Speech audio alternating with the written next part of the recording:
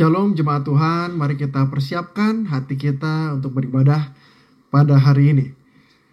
Pertolongan kita datangnya dalam nama Bapa yang menjadikan langit dan bumi, yang kasih setianya kekal selama-lamanya, dan yang tidak pernah meninggalkan ciptaan tangannya. Turunlah kasih karunia dari Allah Bapa kita dan dari Tuhan Yesus Kristus menyertai ibadah kita pada hari ini. Amin. Mazmur 71 ayat 17 dan 18 mengatakan, Ya Allah, Engkau telah mengajar aku sejak kecilku, dan sampai sekarang aku memberitakan perbuatan-Mu yang ajaib. Juga sampai masa tuaku dan putih rambutku, ya Allah. Janganlah meninggalkan aku, supaya aku memberitakan kuasa-Mu kepada angkatan ini, keperkasaan-Mu kepada semua orang yang akan datang. Mari kita berdoa. Tuhan, kami mengucap syukur buat pimpinan penyertaan Tuhan di dalam hari-hari kami. Kami menyadari sejak kami dalam kandungan, sejak kami lahir, sejak kami kecil, hingga kami seperti sekarang ini, Tuhan ada bersama dengan kami. Tuhan menggendong kami, Tuhan memimpin menyertai kami, bahkan sampai putih rambut kami. Kami tahu Engkau mengasihi kami, ya Tuhan. Dan karena itulah kami boleh bersyukur kepada Tuhan. Kami boleh menyampaikan hormat kami kepada Tuhan. Dan kami boleh memuji, menyembah Tuhan di dalam kehidupan kami. Tuhan, kami rindu pada hari ini kami boleh menyaksikan iman kami kepada Tuhan. Dan kami rindu Tuhan, kami juga boleh dipenuhi oleh kuasa Roh Kudus-Mu, membuat kami semakin mengenal Tuhan, semakin mengasihi Tuhan dan mencintai Tuhan di dalam kehidupan kami. Kami mengucap syukur di dalam nama Tuhan Yesus. Kami siap memuji dan menyembah Tuhan. Amin. Silakan persiapkan diri dalam ibadah pada hari ini. Shalom jemaat Gereja Allah yang terkasih. Selamat datang di ibadah pada hari ini, di hari terakhir di bulan Januari. Kita percaya kita sudah mempersiapkan diri untuk memuji Tuhan. Dan mari kita menyingkirkan sejenak hal-hal yang mungkin akan mengganggu kita beribadah. Saya percaya walaupun kita beribadah di rumah masing-masing, tetapi kuasa Tuhan tidak terbatas ruang dan waktu, dan saat ini pun Dia hadir di tengah-tengah kita. Mari kita mengangkat pujian ini, Kau yang terindah di dalam hidup ini.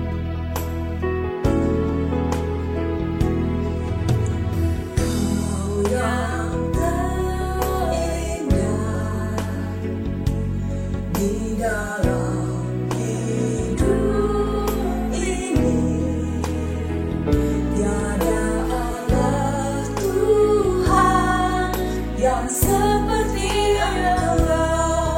besar perkasa penuh kemuliaan.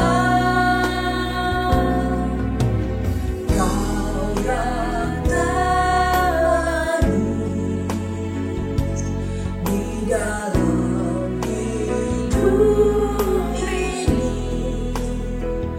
ku cinta Kau lebih dari segalanya. Besar kasih setiamu kepadamu, ku sembahkan ya Allahku. Ku tinggikan nama-Mu selalu, tiada luput tak bertelut. Menyembah Yesus Tuhan Rajamu, ku sembahkan ya Allahku. Ku tinggikan nama-Mu selalu, semua lidah kan mengaku, Engkaulah Yesus Tuhan Rajamu.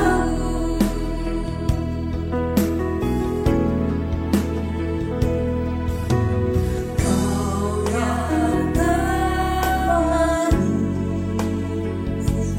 di dalam hidup ini, ku cinta Kau lebih dari segalanya.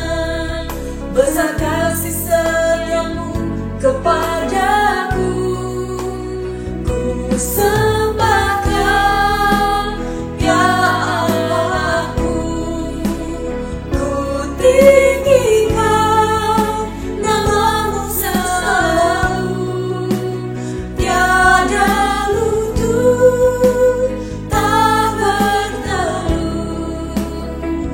menyembah Yesus Tuhan Rajaku,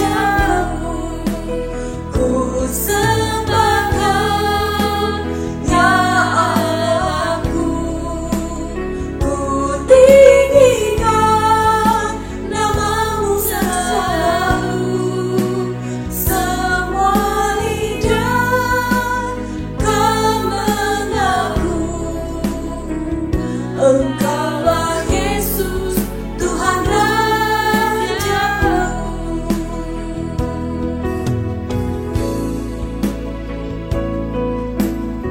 Biar semua lutut bertelut, semua lidah mengaku bahwa Engkau Yesus Tuhan dan Raja kami.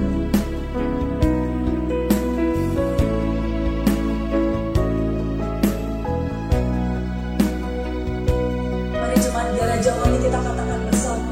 Ku sembahkan ya Allahku, ku tinggikan namamu selalu, tiada lutut tak bertelut, menyembah Yesus Tuhan Rajaku, ku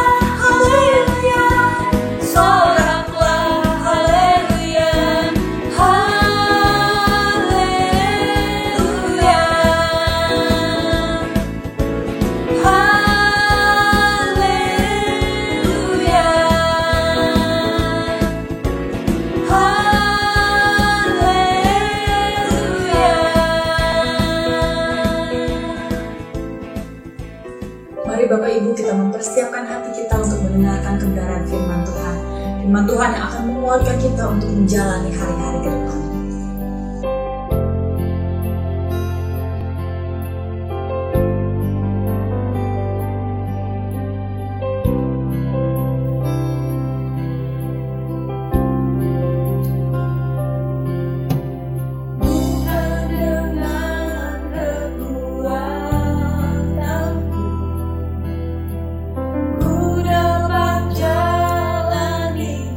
Hidupku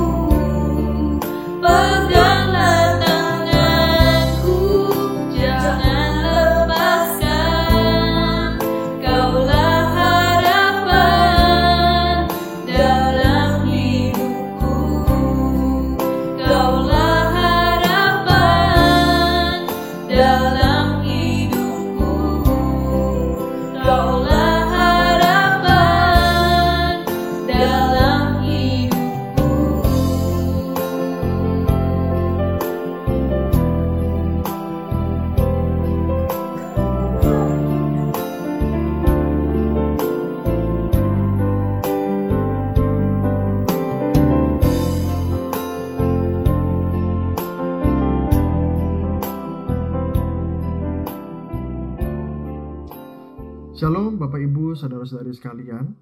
Saat ini kita akan makan firman Tuhan. Mari kita berdoa terlebih dahulu. Tuhan, kami mengucap syukur buat pimpinan penyertaan Tuhan di dalam ibadah kami hari ini, sehingga kami boleh memuji Tuhan, menyembah Tuhan. Dan saat ini kami rindu mempersiapkan hati kami untuk mendengarkan firman Tuhan. Kami berdoa Tuhan supaya melalui firman-Mu kami boleh semakin mengenal Engkau. Kami boleh semakin mengasihi, mencintai Tuhan di dalam kehidupan kami. Dan apa yang kami kerjakan itu boleh menyenangkan hati Tuhan.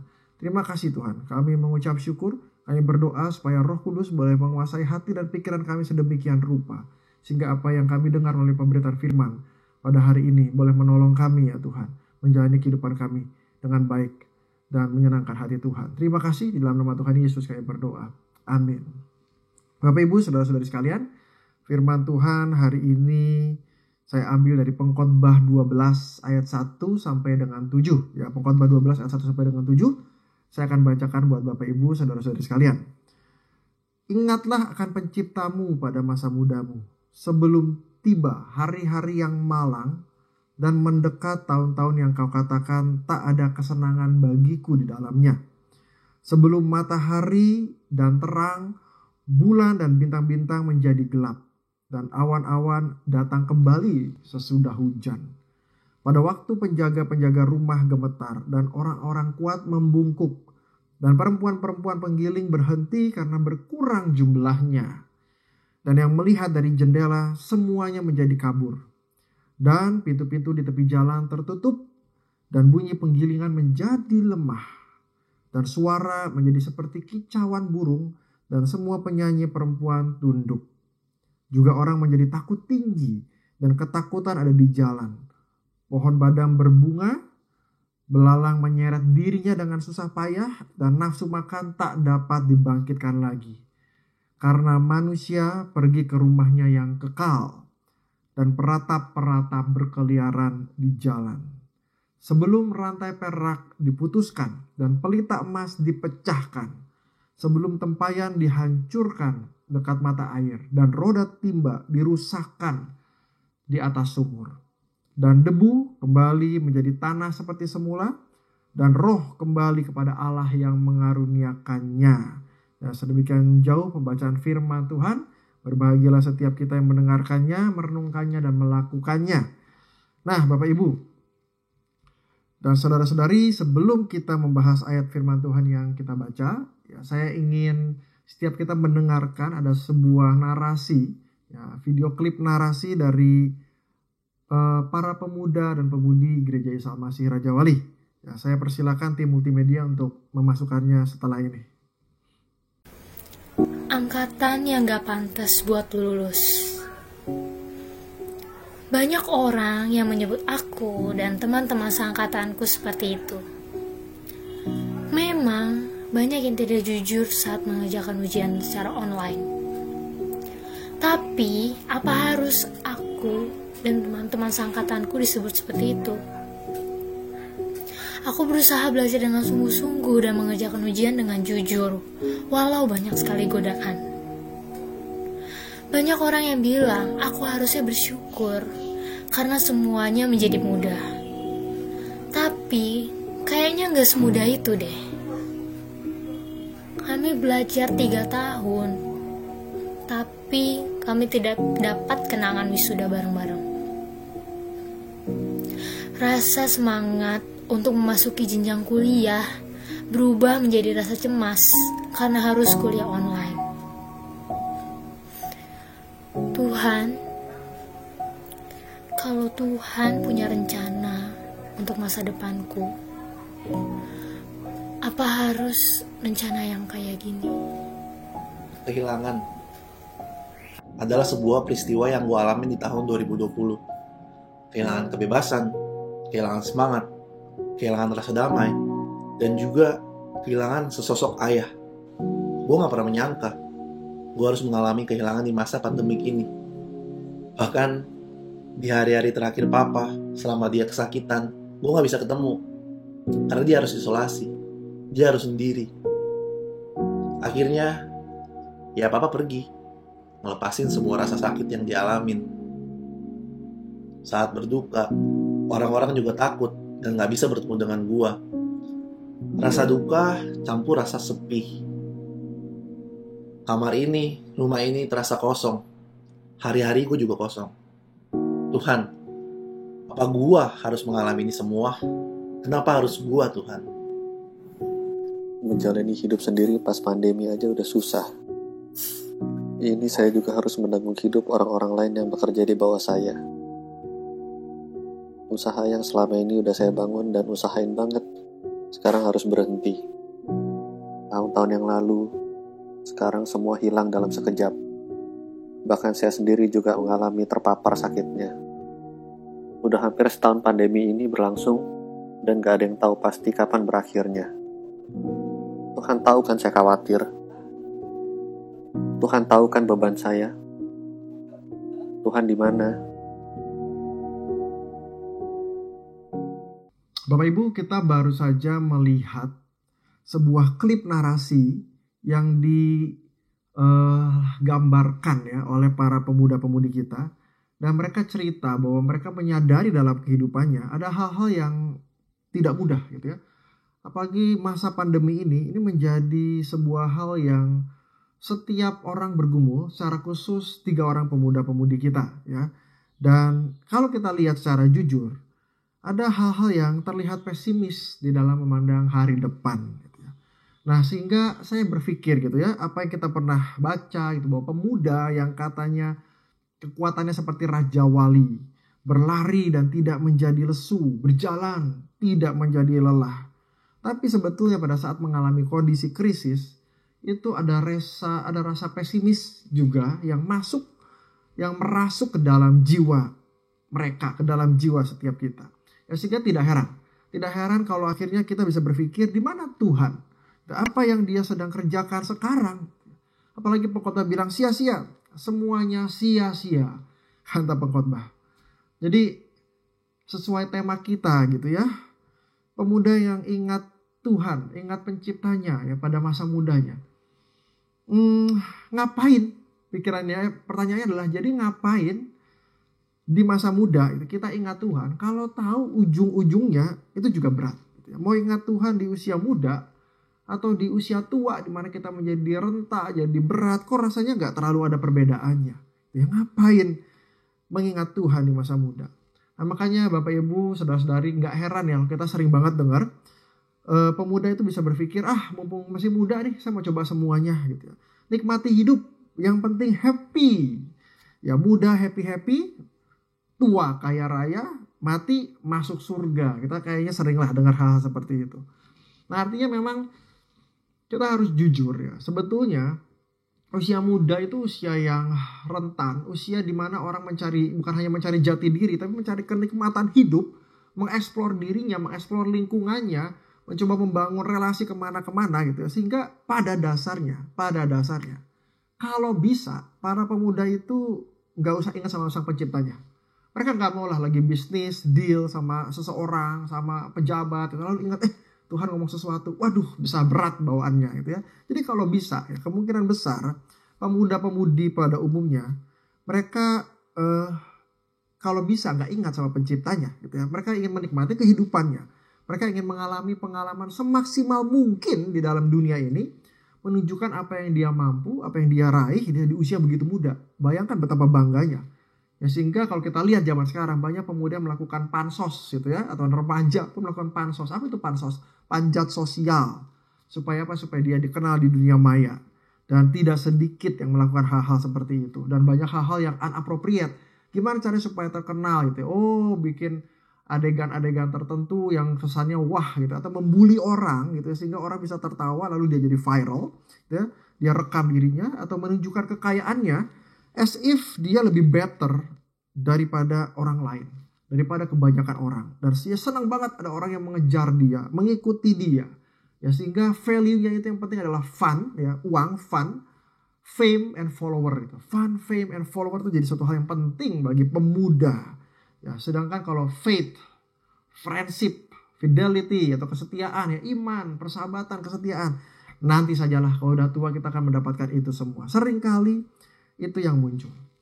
Dan sejujurnya bukan cuma pemuda dunia, tapi juga pemuda Kristen. Bahkan pendeta muda gitu ya, atau pendeta senior yang berjiwa muda, itu juga ada hal-hal yang mereka lakukan supaya memiliki itu fun, fame, and follower itu. Ya, saya pernah dengar seorang hamba Tuhan tuh bilangin, aduh nanti kalau kamu jadi pendeta itu nggak laku ya. Kalau pindah agama aja, pindah agama, kesaksian kemana-mana, pasti laku. Saya pikir-pikir bener juga. Ya nggak kebayang ya kalau kita jadi hamba Tuhan, pendeta gitu, sampai senior, lalu kita tinggalkan, lalu kita masuk ke agama yang lain, lalu kita kesaksian. Saya dulu begini begitu, wah, maka langsung laku gitu ya. Atau setidak-tidaknya cukup banyak gitu para pemuda Kristen, hamba Tuhan berlomba-lomba menjadi inspirator, menjadi motivator gitu ya, menjadi influencer, dan yang cantik, yang ganteng, yang wah gitu ya, sehingga orang senang melihatnya, bisa menginfluence orang lain. Nah, seolah-olah itu adalah hal paling penting, hal paling urgent gitu, bukan hanya penting tapi juga genting, urgent di masa ini, di zaman ini. Sehingga mereka menetapkan norma yang baru, standar yang baru, bahkan dalam pemberitaan firman Tuhan. Ya, yang benar seperti itu gitu ya. Sebuah value yang baru. Wah, padahal apa betul ya peran itu perlu dijalankan juga gitu.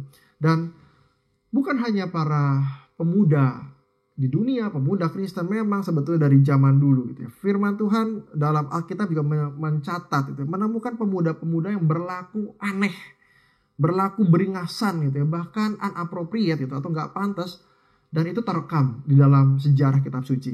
Misalnya saja kakak-kakaknya Yusuf yang jealous, yang ngelihat Yusuf yang diberikan penampilan yang baik gitu ya, baju yang bagus gitu ya, yang halus, lalu mereka jealous ngelihat Yusuf yang tampil menawan, lalu mereka membulinya, lalu menjebloskannya ke dalam sumur, menjualnya dan mengatakan dia mati dimakan singa. Itu adalah pemuda. Ya, tindakan pemuda yang berani melakukan seperti itu gitu ya. Hofni dan Pinehas, anak-anaknya Imam Eli. Imam Eli itu sudah melayani Tuhan sampai tua gitu ya. Dan anak-anaknya juga melayani Tuhan. Ya, tapi mereka menyadari ya bahwa mereka memiliki kekuasaan atas jemaat. Mereka bisa mengambil daging yang harusnya dibakar dan dipersembahkan kepada Tuhan terlebih dahulu gitu ya. Bahkan mereka diperingatkan oleh jemaat, mereka marah. Dan bukan hanya itu, mereka tidur dengan para perempuan yang melayani di pintu kemah pertemuan. Anak muda lakukan itu gitu ya. Waduh, 1 Samuel 2 ya, ayat 12 sampai 22 Bapak Ibu bisa baca. Nah, bahkan itu ya, Nasir Allah ya, Simson itu ya. Simson Nasir Allah. Itu adalah orang yang hidup sembarangan, hidup serampangan pada saat muda ya. Dia mabuk, dia membuat onar di sana di sini, dia tidur dengan perempuan Filistin gitu ya, dengan perempuan Sundal, dia lakukan itu. Dan menikmati semua kesenangan dunia. Itulah anak muda gitu ya. Apakah anak muda yang baik? Ya, tentu saja ada. Tapi kebanyakan justru seperti itu. Tapi firman Tuhan hari ini yang kita baca itu dengan amat sangat jelas ya, dan bermakna. Pengkhotbah 12 ayat 1. Ingatlah akan penciptamu pada masa mudamu. Sebelum apa? Sebelum tiba hari-hari yang malang dan mendekat tahun-tahun yang kau katakan tak ada kesenangan bagiku di dalamnya.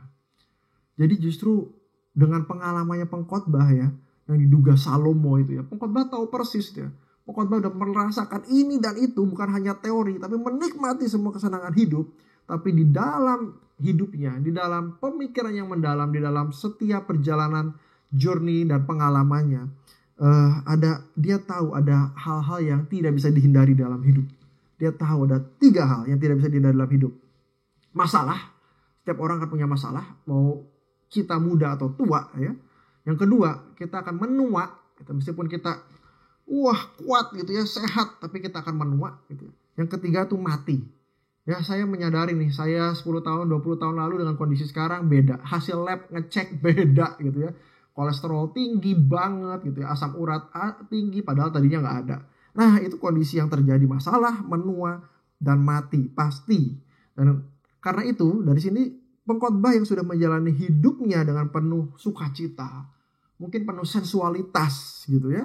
Dia menggambarkan kerusakan dan kelemahan dari usia tua ini menurut saya dengan elegan ya, dalam ekspresi yang figuratif dia gambarkan itu, yang mungkin buat kita di zaman sekarang sulit memahaminya. Apa itu ya yang dikatakan dikatakan gitu ya, bahwa orang kuat akan jadi bungkuk gitu, suara jadi kecil kayak burung berkicau gitu, penggiling-penggiling udah lemah gitu ya. Apa maksudnya gitu ya? Tapi itu adalah frase dan metafora yang digunakan secara umum pada zaman dan bahasa si pengkhotbah gitu ya, untuk menunjukkan betapa tidak nyamannya hari-hari usia lanjut. Ya, misalnya ya tadi ya, Khotbah 12 ayat 2 dan seterusnya. Hanya ayat 1 aja yang mengatakan, ingatlah pemuda ya akan penciptamu pada masa mudamu.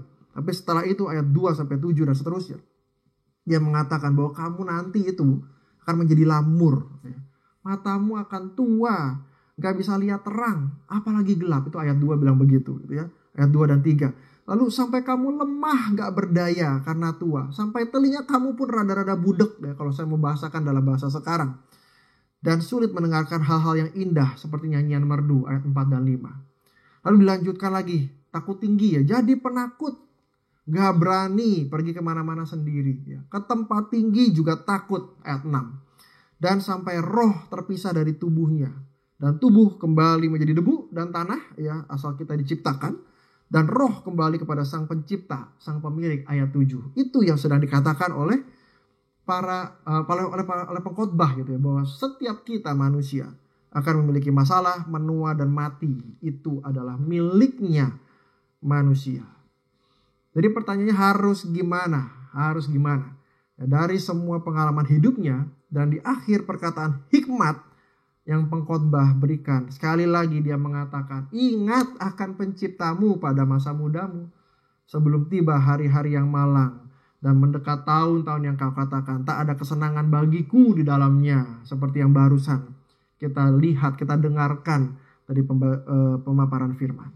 Nah, kata yang penting di sini adalah, Bapak Ibu, saudara-saudari, adalah mengingat.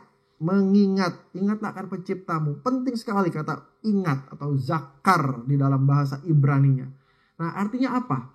Ya, mengingat itu justru dalam Alkitab itu seringkali berhubungan dengan tindakan. Bukan cuma mengingat secara pikiran, secara psikologis, tapi diekspresikan juga dalam tindakan. Karena itu mengingat pencipta kita berarti bertindak dengan cara yang diperkenan Tuhan di dalam kehidupan kita. Jadi kita bilang saya mengingat Tuhan.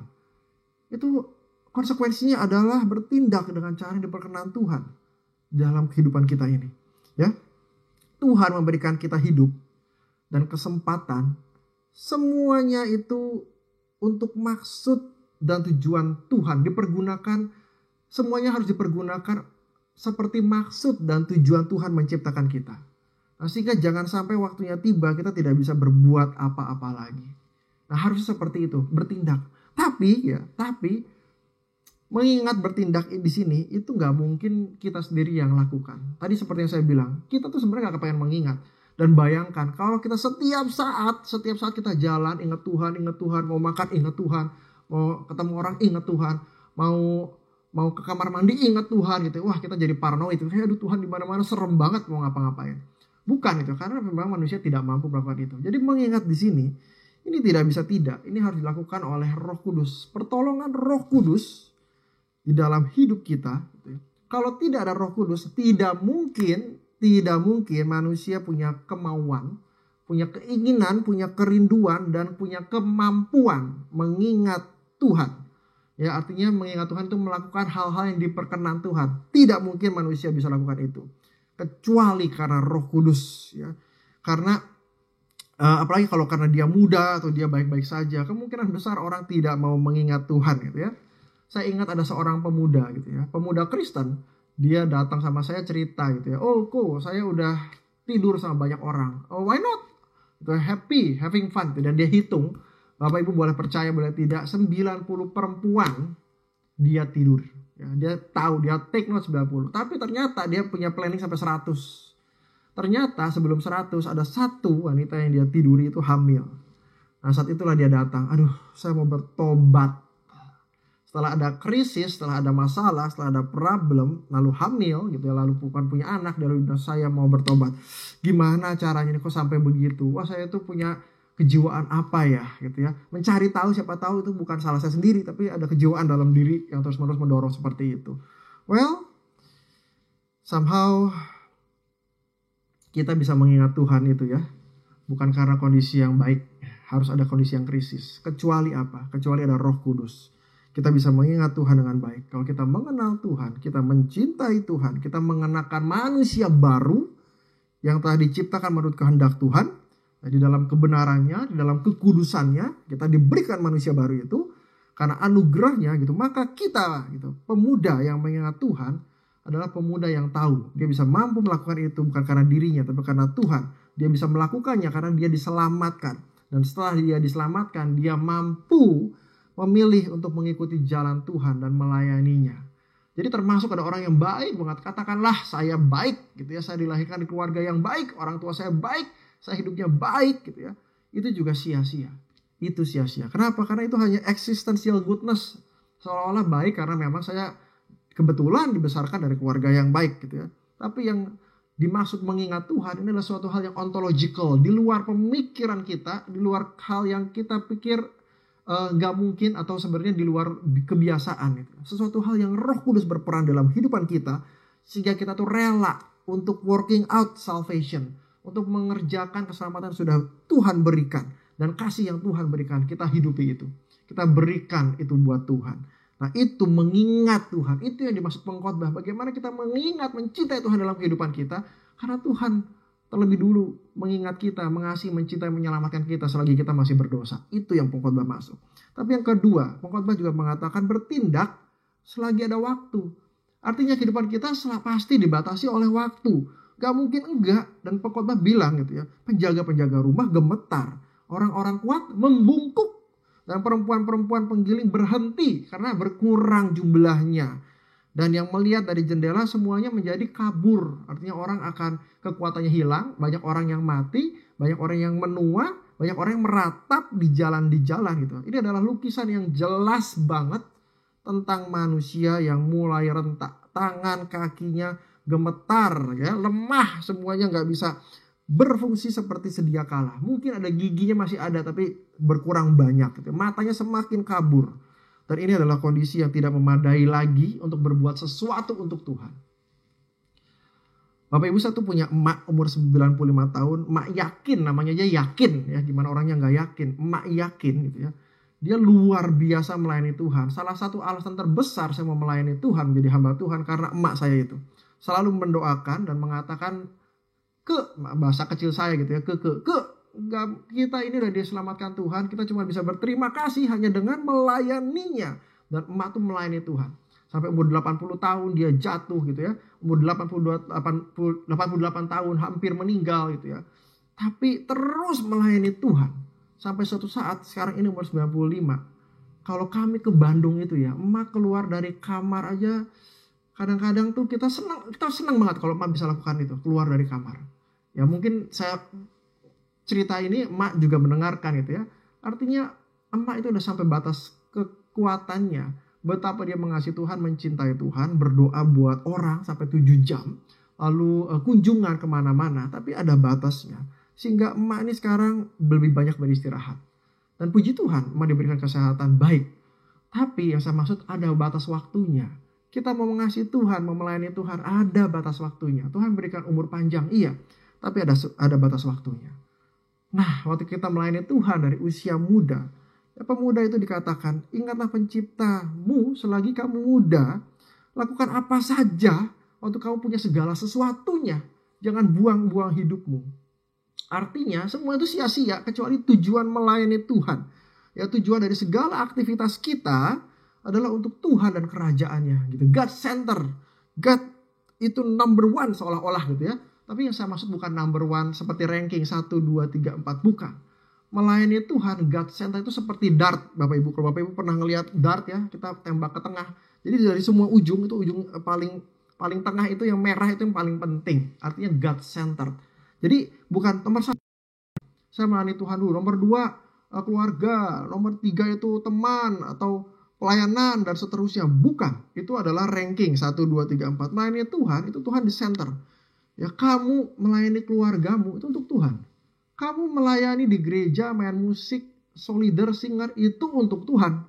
Ya, kamu punya anak, melayani anak-anak itu untuk Tuhan. Kamu melayani jemaat itu untuk Tuhan. Kamu bekerja itu untuk Tuhan. Jadi semuanya itu untuk Tuhan di center. Itulah God center. Semuanya untuk Tuhan. Kalau kita mencintai Tuhan, kita akan berikan itu. Kita akan dedikasikan hidup kita ini semua untuk Tuhan. Semua akan diberikan untuk Tuhan. Bukan artinya dalam hal ini ada ibadahnya. Bukan bicara ibadah. Tapi kita tahu, mengingat Tuhan. Pada saat saya bekerja, saya tahu kok ini untuk menyenangkan hati Tuhan. Sehingga saya akan bekerja sungguh-sungguh se-excellent mungkin. Karena ini buat Tuhan. Pada saat saya melayani, saya tahu ini bukan melayani buat gereja. Ini melayani buat Tuhan. Jadi saya akan sungguh-sungguh melakukannya untuk Tuhan sebaik mungkin. Pada saat saya punya keluarga, saya akan berikan semuanya. Pikiran, akal budi, kesehatan, kekuatan untuk mengasihi keluarga saya. Meskipun anak saya mungkin sakit tertentu, gitu. Istri saya gimana gitu ya, atau ada lagi anak yang autis atau apapun, saya tetap akan melakukannya sekuat tenaga saya, karena saya mengasihi Tuhan. Tuhan jadi pusat segalanya. Bayangkan kalau kita anak-anak muda gitu ya, ataupun pemuda yang menyadari pada saat kita mengingat Tuhan, kita berikan semuanya buat Tuhan.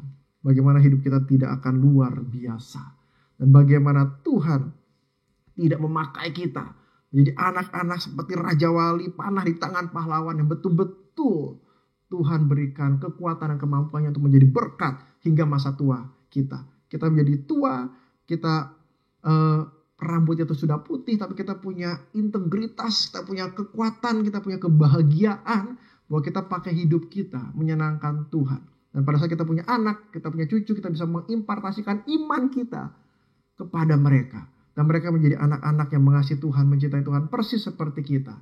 Persis seperti saya kepada Mak Yakin. Mengasihi, mencintai Tuhan. Saya akan menutup dari Pengkhotbah 12 ayat 13. Akhir kata dari segala yang dengar ialah takutlah akan Allah dan berpeganglah pada perintah-perintahnya. Karena ini adalah kewajiban setiap orang. Amin. Amin ya Bapak Ibu. Bapak Ibu, setelah ini kita akan mendengar suatu narasi ya dari remaja pemuda kita yang mengalami pergumulan, bagaimana Tuhan mengubahkan hidup mereka, dan bagaimana kita melihat mereka dan kita bersyukur kita memiliki pemuda-pemudi yang mengasihi Tuhan sesuai namanya, Gia Raja Wali, kuat seperti Raja Wali. Tuhan pakai dengan luar biasa. Tuhan, hanya Engkau yang bisa saya andalkan. Dalam masa-masa yang baru dan kekhawatiran masuk ke dalam dunia perkuliahan, Tuhan mencintai tiap langkahku. Walau harus menjalani kuliah online dan rasanya sulit adaptasi dengan lingkungan yang baru, Tuhan tetap kasih kelancaran dan kesehatan. Terima kasih Tuhan, Engkau ada menyertaiku melewati dunia yang baru. Ajar aku untuk selalu percaya akan rancangan-Mu buat masa depanku. Rasa kesepian paling berasa ketika gue harus isolasi mandiri. Gak ada orang menghibur gue secara langsung. Tapi gue tahu Tuhan ada beserta gue, menemani dan menghibur. Tuhan juga mengirimkan orang-orang di sekitar gue untuk memberi perhatian dan juga penghiburan. Tuhan, terima kasih Tuhan buat semua kesetiaan yang Tuhan beri dalam hidup saya. Walaupun saya mengalami hal yang sulit banget, Engkau punya cara untuk menunjukkan kasih-Mu buat saya. Ajar saya ya Tuhan, ajar saya untuk percaya dan melangkah bersama-Mu. Tuhan punya cara untuk mencukupkan saya di dalam masa pandemi ini. Waktu udah bingung banget, Tuhan bukan jalan untuk saya mempertahankan usaha saya sampai saat ini. Walaupun saat ini saya juga nggak tahu apa yang akan ada di depannya, saya tahu Tuhan akan menyertai saya. Tuhan, terima kasih kalau sampai saat ini Engkau mencukupkan saya. Engkau tahu kekhawatiran dan pergumulan yang gak mudah ini. Tapi Engkau adalah Allah, sumber pengharapan dan kekuatan saya. Ajar saya untuk mensyukuri semua berkat yang Tuhan kasih sampai saat ini. Ajar kami menjadi remaja dan pemuda yang selalu mengandalkan dan mengingat Tuhan, Allah kami yang hidup.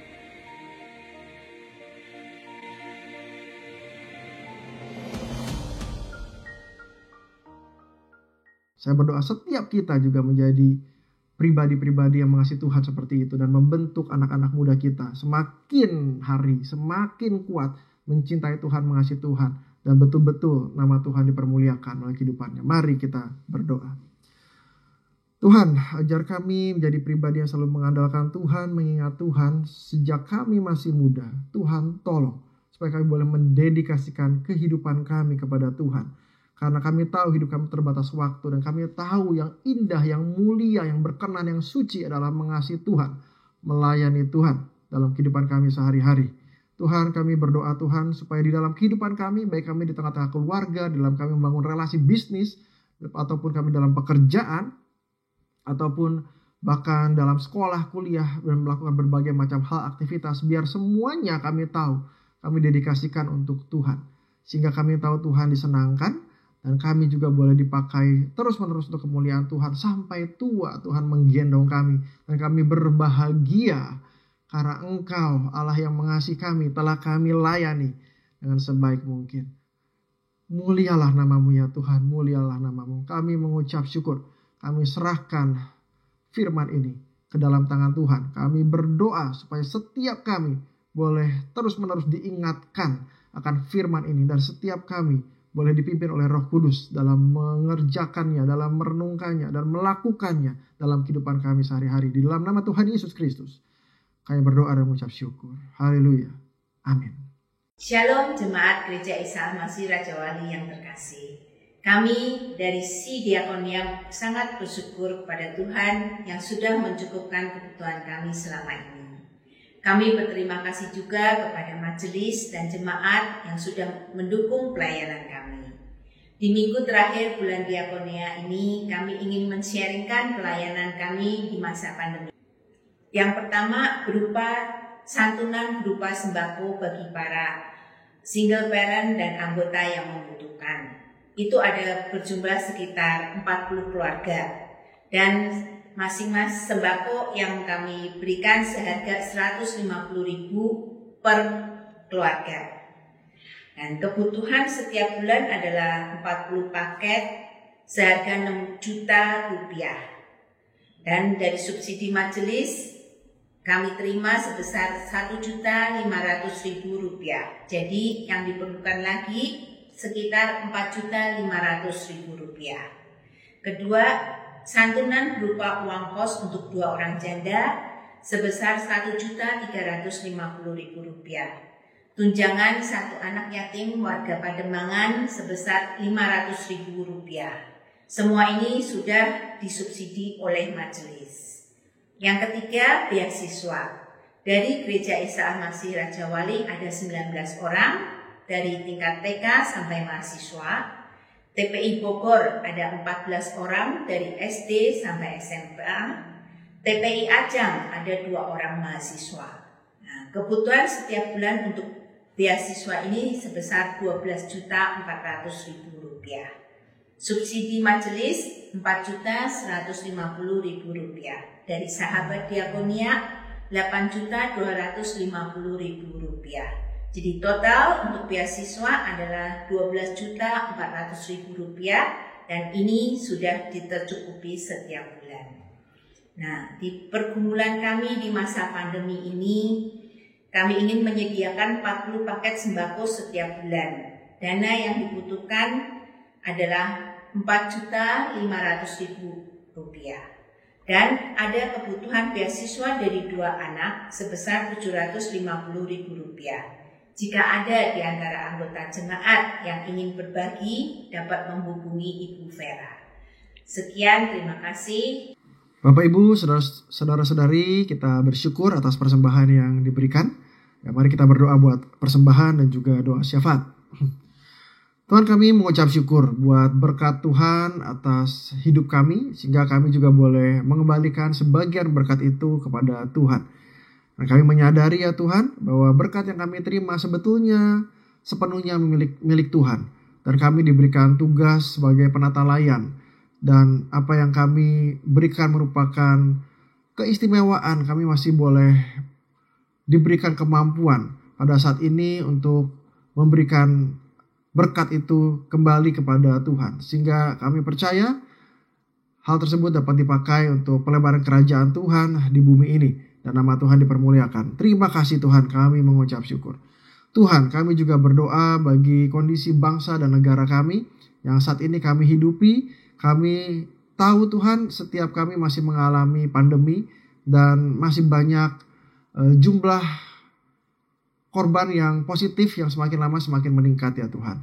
Karena itu Tuhan, kami berdoa, kami hanya bisa mengandalkan Tuhan dalam doa kami, mengandalkan Tuhan dalam kehidupan kami sehari-hari. Karena Engkaulah Tuhan yang berbelas kasihan di dalam kehidupan kami, dan kami hanya bisa mengandalkan Tuhan. Tuhan, sungguh kami berdoa supaya pemerintah boleh memiliki sistem yang semakin baik, dan juga masyarakat boleh taat akan sistem tersebut dan berkontribusi dalam penurunan COVID-19 di negara kami ya Tuhan. Juga kami menyadari Tuhan ada ancaman dari virus baru, virus Nipah yang berpotensi menjadi pandemi. Tuhan, kami sungguh mengandalkan Tuhan, kami sungguh berserah kepada Tuhan, karena kami tahu hidup kami di tangan Tuhan. Tuhan, kami juga berdoa buat beberapa kejadian bencana alam, banjir di Kalimantan Selatan dan mungkin di daerah-daerah tertentu. Tuhan, sungguh kami berdoa supaya masyarakat kami boleh mengalami kedamaian, ketenangan, dan kesejahteraan yang kami tahu itu semua daripada Tuhan. Sungguh Tuhan berkati juga buat setiap jemaat Tuhan yang hari ini mengalami kelemahan tubuh ataupun pergumulan. Sungguh Tuhan, kami berdoa Tuhan supaya Tuhan juga memulihkan. Tuhan juga memberikan kekuatan hari demi hari semakin sehat ya Tuhan. Juga setiap kami yang bergumul Tuhan di dalam relasi kami, baik dengan pasangan, baik dengan anak-anak maupun keluarga besar kami. Kami berdoa Tuhan berikan kami hikmat, berikan kami ketenangan, kedamaian untuk kami mengerti apa kehendak Tuhan, apa yang diperkenan Tuhan. Sehingga kami boleh menjadi agen perubahan di dalam relasi keluarga kami maupun di sekitar kami Tuhan. Berkati juga gereja kami, jemaat dengan setiap pergumulan, permasalahan, kami tahu Engkau yang tahu. Tuhan tolong Tuhan, supaya dalam pergumulan pun kami boleh semakin kuat imannya. Dan kami mengetahui bahwa Tuhan adalah Tuhan yang menjaga, Tuhan yang mengasihi, Tuhan yang menggendong kami hingga kami tua. Dan pada saat kami kembali kepada Tuhan, Tuhan menerima kami dengan sukacita. Terima kasih, kami mengucap syukur. Kami serahkan setiap kami, baik bangsa, negara, jemaat, gereja ke dalam tangan Tuhan. Kiranya nama-Mu dipermuliakan. Di dalam nama Tuhan Yesus Kristus kami berdoa. Amin. Dan jemaat, siapkan hati kita untuk menerima berkat Tuhan. Tuhan memberkati engkau dan melindungi engkau. Tuhan menyinari engkau dengan wajah-Nya dan memberi engkau kasih karunia. Tuhan menghadapkan wajah-Nya kepadamu dan memberikan engkau damai sejahtera. Amin.